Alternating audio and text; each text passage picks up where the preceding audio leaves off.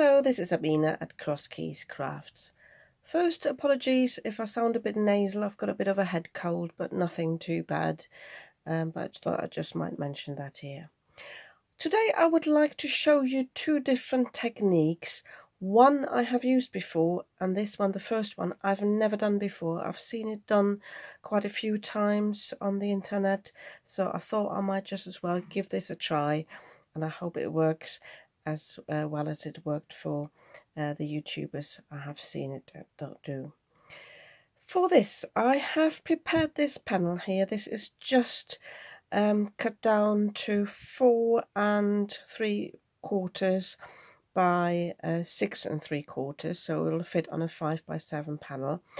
And I've inked this up just with my water reactive inks. There are a mix of the Ranger, the Tim Holtz ones, and the Lavinia Elements ones, just the ones I had. And oh sorry, and this one's a Spectrum Noir. I just did these 6 patches here. You can mix it up a little bit and have smaller areas and vary the colours. I was being a bit lazy. What I did do though is I left this to dry for 24 hours. You can heat set this, but the important thing is, because we're going to do some heat embossing, is that this is dry. The other thing I've already done here, I can show you. I have picked lots of butterflies from various stamp sets. These are just very generic ones. I think I even multi-bought those, like, you know, like in a multi-pack on Amazon once. I've had these for ages. I don't even know where these came from. The best stamps for this technique is actually ones that are not too fine, so I didn't use this one. So the ones that have got a lot of black on the stamp. Not all of these have got this, but I think they might work as well. So I did one thing here that I always tell you not to do, is that is to use stamps from different stamp sets at the same time. But because they're all similar quality, and as I think these are even from the same stamp range, the important thing is that they are the same height. So when I picked them up with this, my stamping platform, it felt like they had the same height, and then it'll work. If you have got stamps with different heights, then you might get a good impression on one stamp and not on the others. So check that out. Obviously with a stamping platform you could stamp them at different times, but I'm just being a bit lazy and trying to get a shortcut here. So what I'm going to do first, as I always do with heat embossing, I'm going to use my powder tool on this here to have any static, and then I need my Versamark ink pad. So any embossing ink would work. So I'm inking these up thoroughly. Also, I've got some residue on this one here. I didn't see that before. Let me just sort this out before I continue. Yes, that looked like dry tissue paper, maybe from when I dried it.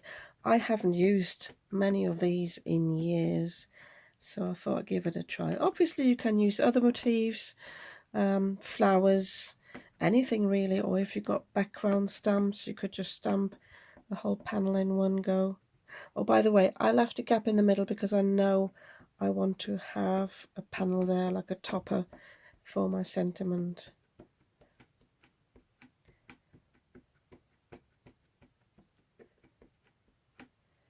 So got enough ink on these. So I'm stamping these down now. Getting my pressure tool out. Nope, can't find it. Oh, here it is. Just making sure I've got all the stamps touching the panel, even if there are different heights.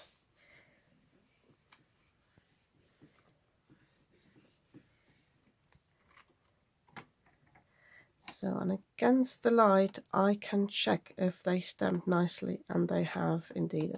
You might just be able to catch that there as well.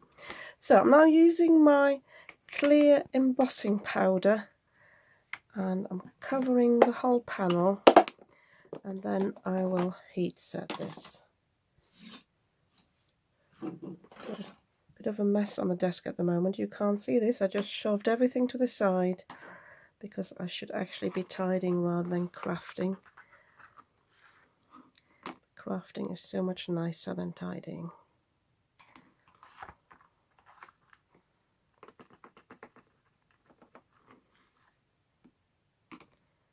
So I need a little bit more in the middle here.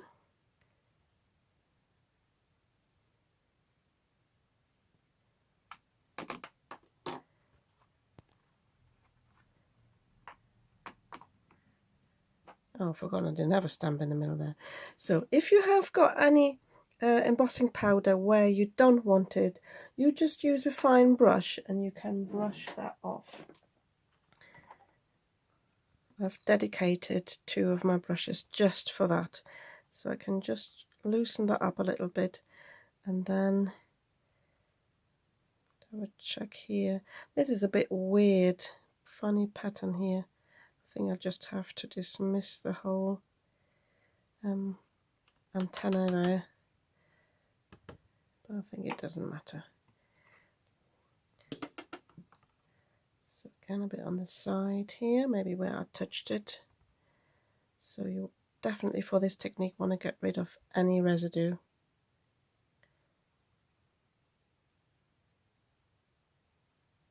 Also, I've got a bit of glitter there. I'll check what I do with that.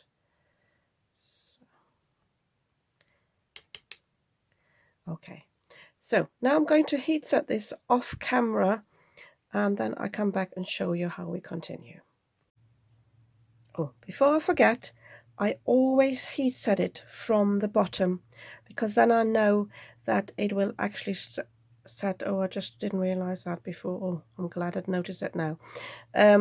Because then it doesn't spray. Where if I put a full blast on the top, sometimes it sprays and then that will not work for this effect either. So it's better to heat set it from the bottom. It might take a bit longer, but the effect is much better.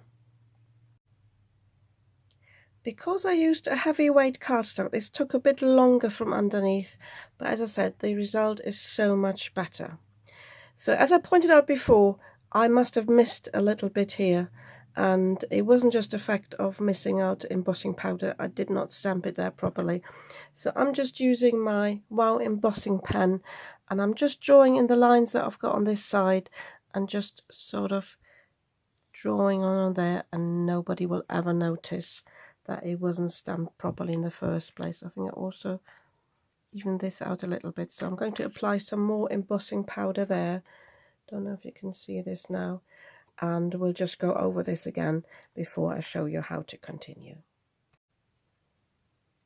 So for the next step we need some black, or at least dark ink, and I'm using the Distress Oxide Black Soot. That's the darkest one I do have. I suppose some dark blue would go as well, because what we want to do is we want to cover this panel. I'm just using the blending brush here, and all the ink that's underneath the embossing powder is trapped, so that won't take on the ink, and then that will expose the original colour underneath. That's the idea behind it. So I'm starting blending over it, and I think then I will just speed it up or even edit it out. So I've never done this before. I'm not even sure I've used my black soot much. So I'm starting at the bottom here. Oh yeah, you can see the effect already. You see this? So that's going on quite smoothly. I don't know if you can use other inks like the VersaFine. I haven't really used VersaFine for ink blending.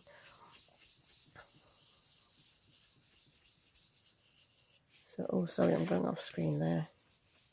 Okay, so you get the idea of what I'm doing. I'm just doing this off camera now on the whole panel, and then I'll show you how to finish it.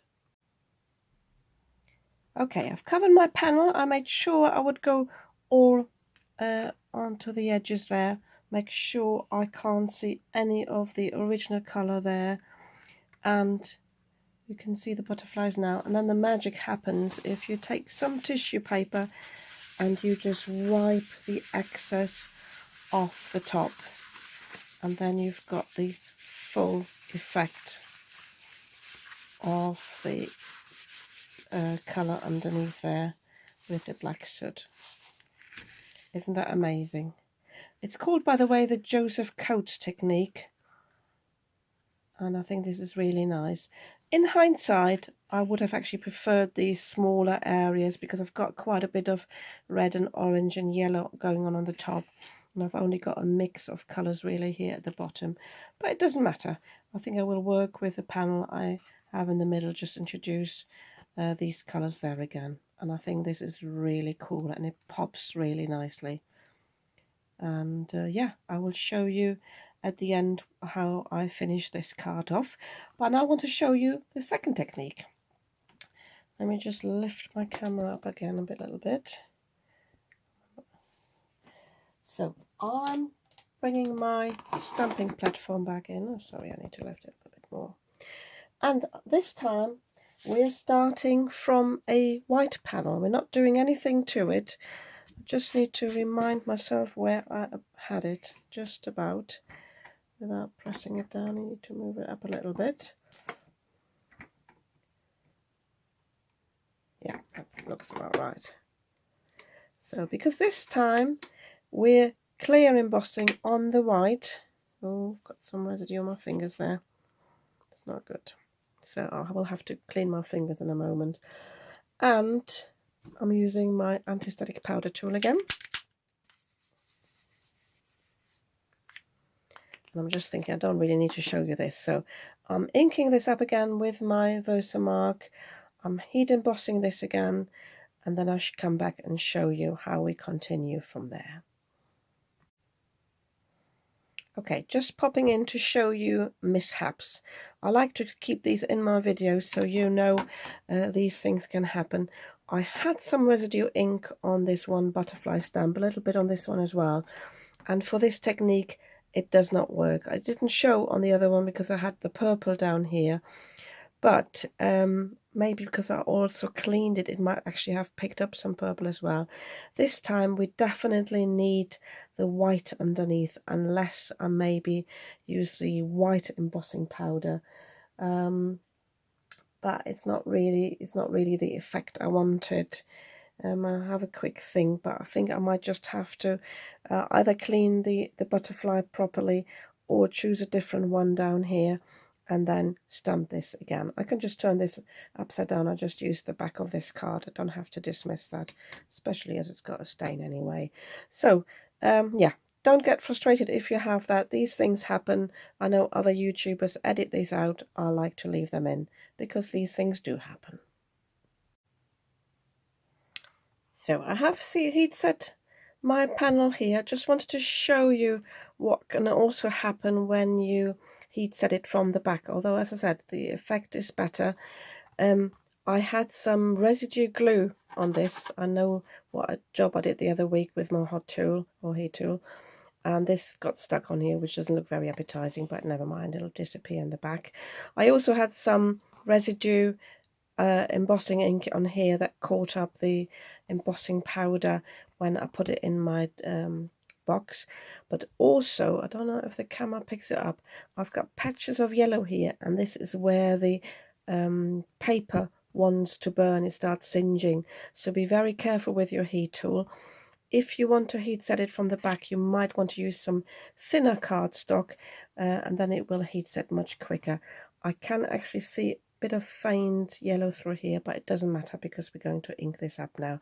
And also I've got some residue of something caught here, trapped in my embossing powder, but it doesn't really matter for me.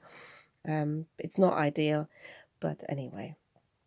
So to colour this in, I just originally I wanted to use the same colours that I used for this one, but then I thought I've never used these little ink pads. I bought these in Germany.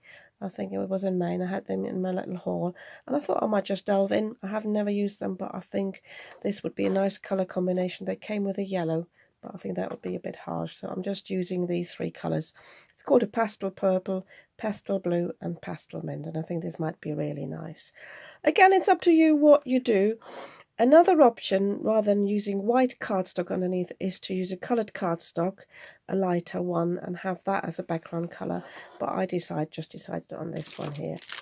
So all I'm doing now is I'm ink blending over these, over the butterflies, and then as before the colour underneath will get trapped and it will basically create a contrast. This time I'm spreading the colours out a bit more so that I have a bit more of a mixed effect, and I'm trying to blend them as well into each other. This is why it's good to have colours that go well together, but obviously you could have the rainbow colours again. It's really up to you. So this time I will speed this up for the video so you can see what I'm doing and how I'm ink blending, and then I come back.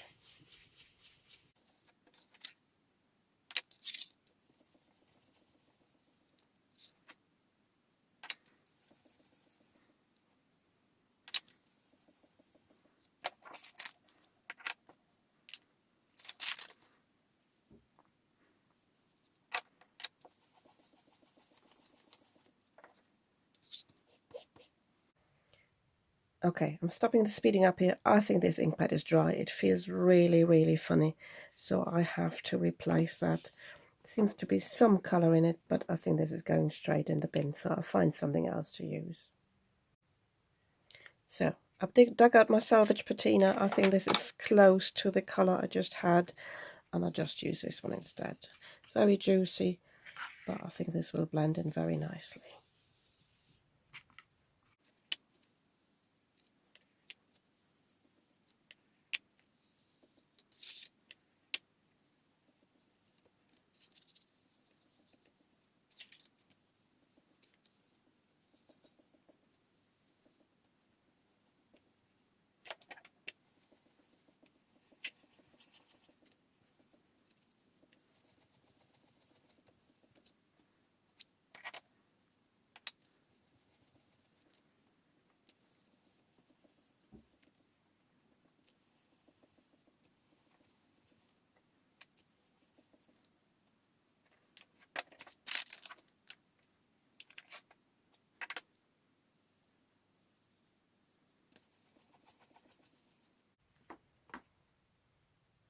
Same here, too dry to actually do anything with it. It does say chalk paint, but I think, yeah, I think this will go in the bin as well. I'm very happy with this colour, but I think, yeah, I'm just disposing of this. I might put this aside to try a different project, but I just find a different purple now. I have got this one here, the crushed velvet, so I shall be using that one instead.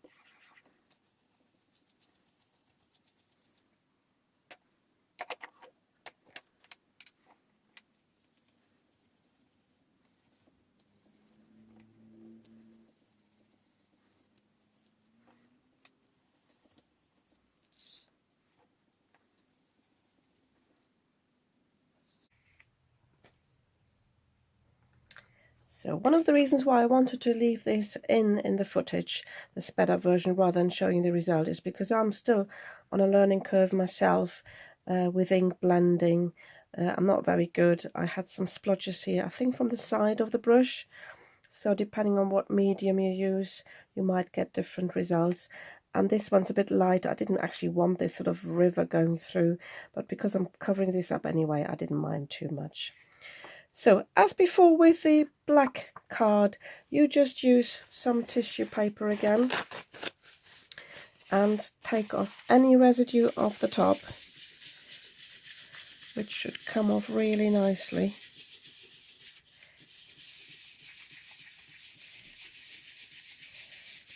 And now you've got the contrast. Funnily enough, this one has absorbed the colour a little bit, maybe because this is a chalky colour, it adheres a little bit to the embossing powder, to the clear embossing powder there, but it's nice enough, I think.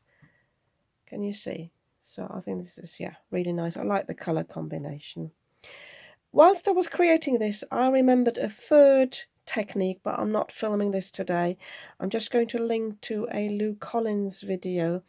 She did one where she created a coloured background first and then stamped over that, and obviously the colour was trapped underneath the clear embossing again, and then she used faux bleaching, as in putting water over the background and just dabbing it off so the ink behind the butterfly would stay dark and the one that had got the water on it would get lighter and lighter, and she called it like a vellum technique, which is another one you can do with clear embossing powder. So I think I will just off screen now quickly finish these cards off, just create a little topper for both cards, just as an idea how you can finish these backgrounds, because in general they are just backgrounds, and then I'll come back and show you the finished cards. Apologies, I keep on doing that in my video, telling you I will show you the finished card and then I pop in with something else. Admittedly, it's also quite a few hours later because I got interrupted, had to do something else, wanted to start filming again, that my cat's a bit poorly today. So yeah, eventually I'm back in my craft room now. So I want to show you bits and bobs that I had decided to use for my toppers. First of all, I've got lots of cardstock here on the table because I want to show you how you can change the look of your card piece by changing the matte in the background. This, by the way, the one I'm going for in the end, this is just a piece from an envelope, and this fits perfectly. It's a large envelope, so I've cut this to size for the card base. Obviously I'm covering up my name here, and I've cut my panel a bit smaller to have this as a frame. So I'm going for a colour that goes with the greenish colour here with the selvage patina. But you could also go for something more blue, just showing you this in comparison. Or you could go for something purple, and that completely, I think, changes the look of your card. So whichever one you prefer. The one I'm going for, I've also cut a little panel here somewhere. Yeah, it's here. That I put on some cardstock to die cut. I just used my glue stick to put this on, and I'm going to die cut the piece on it here because I want to raise it a bit on foam, and obviously it's too thin being just envelope paper. So that's one thing I wanted to show you. For this card here, I found my little pad here. This is from the Works. I bought this quite a few years ago, and it had different ombre coloured papers in there, so I thought I will just use one of these papers. I don't have much left, but this would go nicely because this has got this ombre look, so I'm going to use that. For the blue and purple card, I have decided to just use two oval dies. These are the scalloped edge ones that are nested with the plain ones. So we'll have the scalloped edge in the greenish colour, and then this one will be my topper. And I have already stamped on white cardstock my sentiment. I just went for best wishes because this is more versatile for whatever I need. And then I will just cut this out in my die cutting machine in a moment.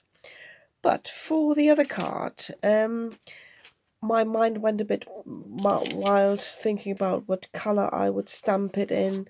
I didn't want to introduce any white. Black even is a bit too dark in comparison with the black soot. So I decided to just create another little panel with my black soot. And then I thought, what do I stamp with? Or do I do some heat embossing? Do I introduce a metallic colour? And then I remembered that I've got this rainbow hot foil. So I decided to do some stamping on this and foiling. And there are different ways of doing that. I already tried here a bit using some tacky glue, but it didn't work on this stamp. Tacky glue does work when you've got like a motif stamp and you don't have to be too precise. It's more like for pattern, I think. So I decided to use my embossing ink and use this Wow bonding powder. I've used that in the past, and what you need to do is you heat this up and then you can put the foil on top. This is proper hot foil, so you need to have the heat to bond this. But if you're quick enough, you can just apply this after you've heat set the embossing ink, or the embossing powder here. So I will do that. And for that, I needed this panel to dry thoroughly because I tried it earlier. I heat set it with my heat tool, but it was still too wet and that would cling everywhere. So I shall just be doing this now. I'll quickly show you that actually on camera. Sorry, I don't have my Versamark ready. So I hope it's working okay. I haven't done this in years. So, and I went for a thank you sentiment. Sorry, went off camera there. I didn't realise because I'm so zoomed in. So I'm inking that up thoroughly. I'm just going in the middle of this.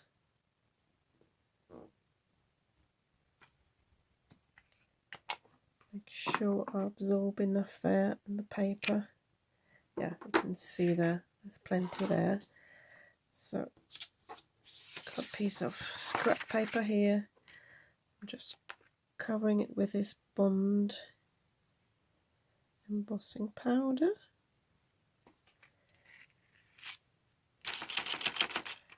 Get rid of the excess. There you go. The rest will go back in my little jar.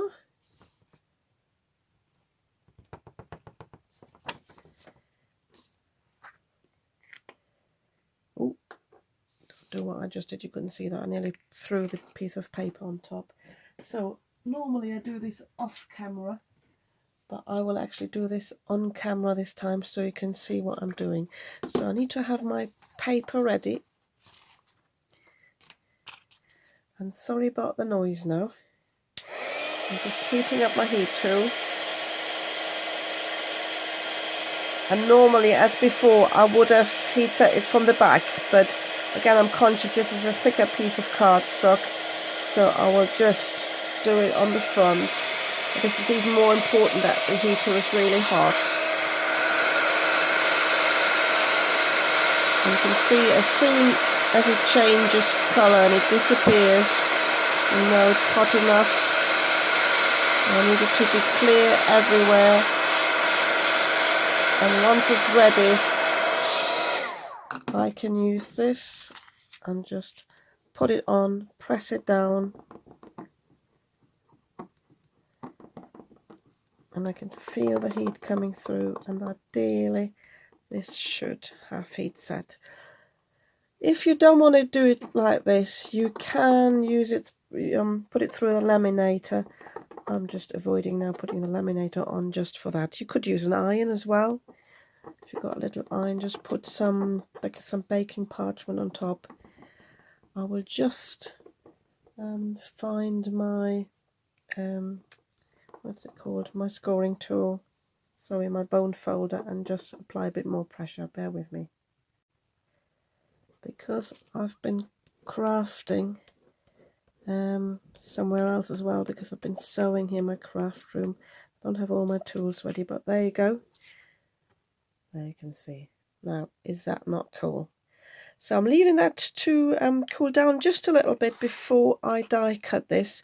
I decided for this one to just die cut it with this little flower, and I'm going to have a panel of this ombre paper from the works in the background. Again, the ombre paper I will put on some thicker cardstock before I die cut it, just to have a nice background. So I will definitely do this off camera now, and then definitely show you the finished cards. Here are my two finished cards, just in time before the daylight's going. So I moved this one a little bit up because I didn't want to lose too much of this butterfly, because it is actually quite big, this topper but I really like it. And yeah, I like the shine on this. As I said before, you can change the colour underneath the clear embossing powder to get a different look, but I think this is really nice. And this is the other one with the foiled sentiment. I think this is really cool with the rainbow colours. As I said, in hindsight, I probably would have had more of rainbow colours up here as well. But yeah, I think these are really nice. If you think so too, you might want to give me a thumbs up. And if you'd like to see more of what I'm creating, I usually post videos on Wednesdays and Sundays. You might want to subscribe to my channel. I'd be very happy about that.